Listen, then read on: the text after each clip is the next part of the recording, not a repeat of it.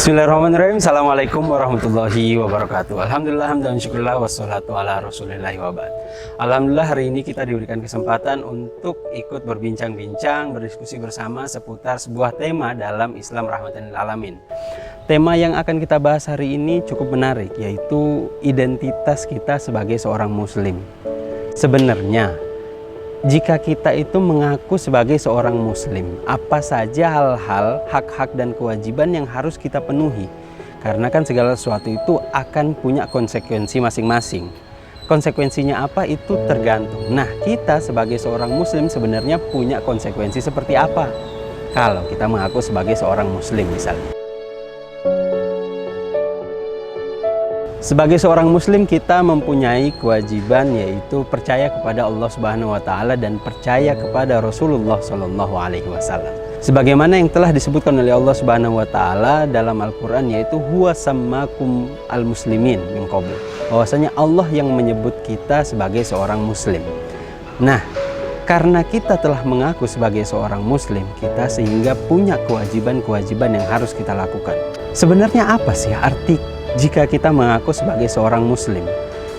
Karena tidak sedikit teman-teman kita yang mengaku sebagai seorang muslim tapi tidak menjalankan kewajibannya sebagai seorang muslim. Kita tahu muslim mempunyai kewajiban tersendiri, entah kewajiban terhadap sesama atau kewajiban kepada Allah Subhanahu wa taala. Kewajiban kepada masyarakat, kewajiban kepada keluarga, sehingga kita tidak hanya mengaku muslim tapi kita berperilaku juga sebagai seorang muslim. Contohnya misalnya, jika kita ketemu orang, apakah hanya karena tampilan fisiknya berjenggot atau dia memakai baju kokoh dan lain-lain kita bisa menyebut dia sebagai seorang muslim? Atau sebaliknya misalnya, kalau kita ketemu orang yang panjang rambutnya, dia pakai jeans dan lain-lain, apakah kita bisa langsung menjudge mereka sebagai bukan seorang muslim?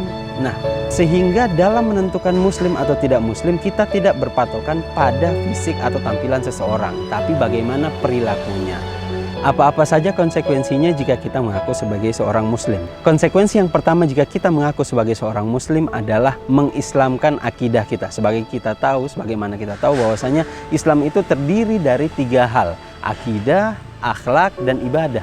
Yang pertama yaitu mengislamkan akidah. Sebenarnya akidah itu adalah keyakinan. Lalu bagaimana sebenarnya kita mengislamkan akidah kita? Apakah akidah kita kurang Islam? Iya, mungkin akidah kita memang akidah yang benar. Tapi bagaimana kita lebih membenarkan, lebih memaksimalkan akidah tersebut? Ada beberapa cara dalam mengislamkan akidah kita. Yang pertama adalah ihsan dalam beribadah.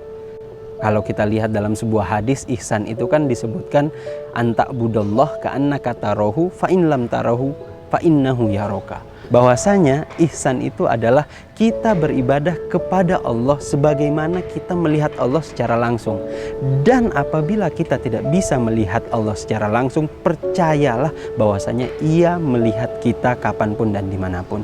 Ini dasar kita dalam berakidah, sehingga kita tidak akan berakidah hanya di depan mata seseorang, tapi di setiap tempat, setiap masa, setiap waktu, dengan apapun, dalam kondisi apapun, dengan siapapun. Maka hal-hal tersebut saya rasa kita harus perhatikan dalam mengislamkan akidah. Ingat, ihsan itu letaknya tidak dalam perbuatan tapi dalam diri, dalam hati kita yang meyakini hal tersebut.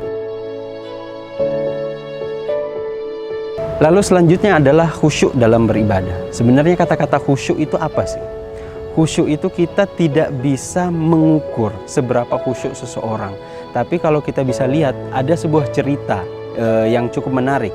Jadi suatu hari Rasulullah Shallallahu alaihi wasallam bersama para sahabat setelah melaksanakan sholat asar, Rasulullah itu tiba-tiba pergi langsung bergegas menuju rumah istrinya.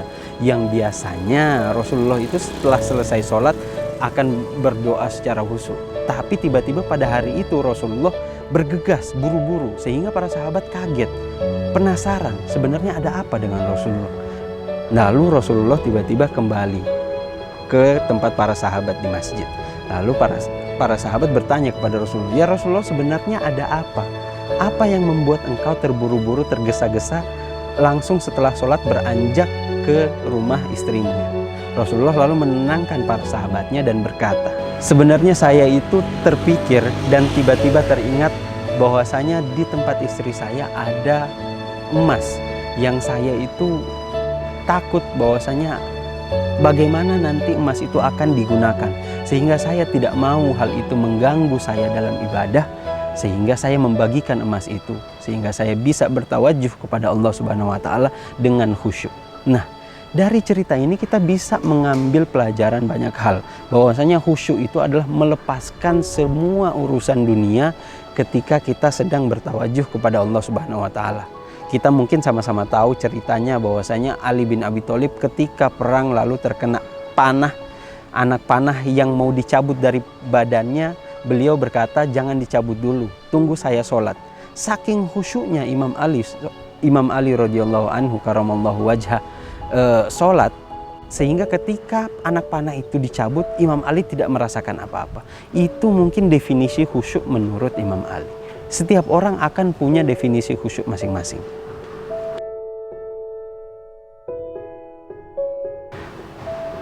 Khusyuk itu juga tidak berarti kita itu buta, tuli, dan lain-lain. Khusyuk itu bukan berarti kita melupakan segala sesuatu yang terjadi di sekitar kita. Enggak. Kita tahu ada beberapa hadis yang menyatakan bahwasanya kalau orang lewat di depanmu, halangilah, jagalah, sanggahlah dia. Itu bukan berarti karena kita khusyuk kita tidak tahu ada orang yang lewat di depan kita.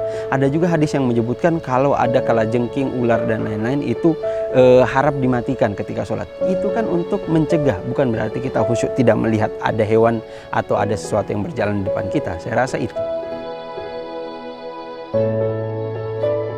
Lalu yang selanjutnya adalah bertakorup kepada Allah. Jangan pernah puas dalam beribadah. Itu salah satu cara kita untuk mengislamkan akidah kita. Puas dalam beribadah itu tidak ada artinya. Bahkan Nabi SAW saja bersabda bahwasanya tidak ada amalan kita mau setinggi apapun yang dapat membuat kita masuk ke dalam surga Allah Subhanahu wa taala.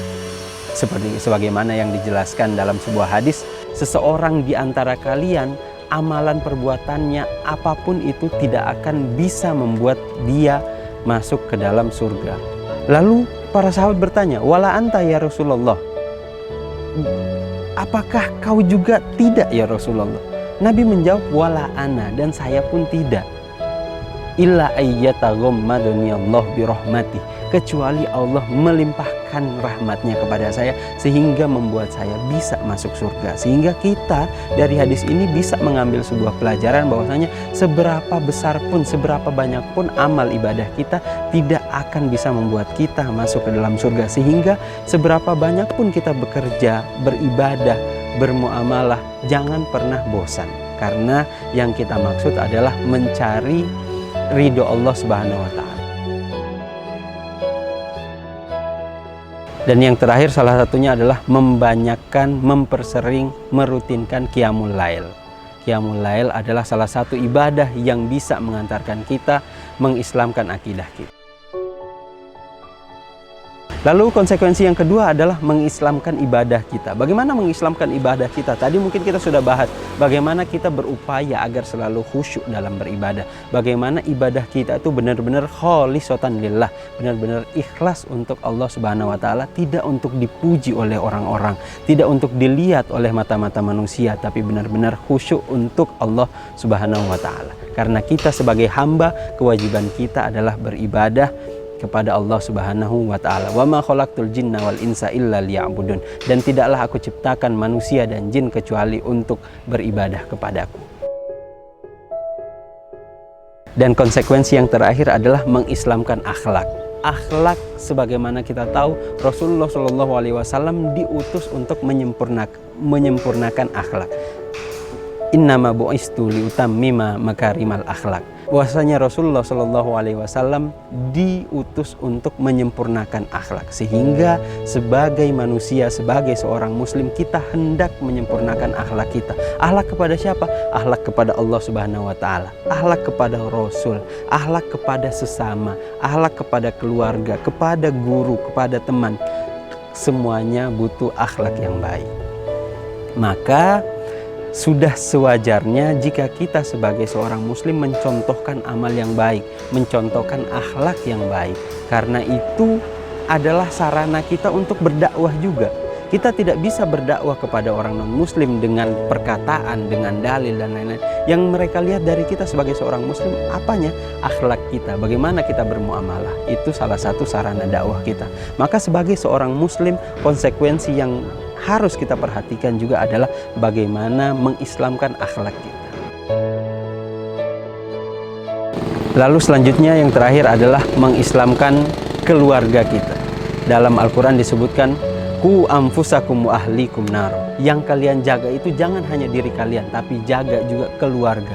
Mari kita sama-sama mengajak keluarga kita kepada kebaikan. Sebagai seorang muslim, kita punya kewajiban kepada keluarga, kepada teman, kepada kerabat untuk menjadi seorang muslim yang maksimal.